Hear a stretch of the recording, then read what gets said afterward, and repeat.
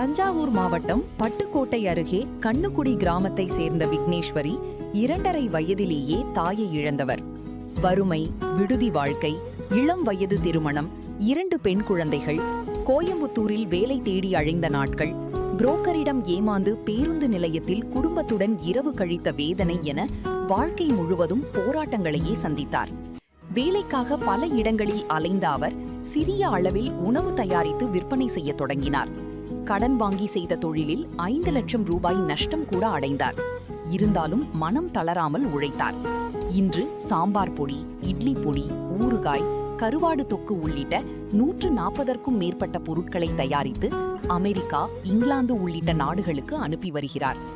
ஒரு காலத்தில் வீட்டு ஓனரிடம் வீடு எங்களை காலி செய்ய வேண்டாம் என்று கண்ணீருடன் கெஞ்சிய விக்னேஸ்வரி இன்று 10 பேருக்கு மேல் வேலைவாய்ப்பு வழங்கி மாதம் 5 லட்சம் ரூபாய்க்கும் அதிக வருமானம் ஈட்டும் தொழில் முனைவோராக உயர்ந்துள்ளார். விடாமுயற்சியும் தன்னம்பிக்கையும் இருந்தால் எந்த கஷ்டத்தையும் வெல்ல முடியும் என்பதற்கு விக்னேஸ்வரியின் வாழ்க்கையே சிறந்த எடுத்துக்காட்டு.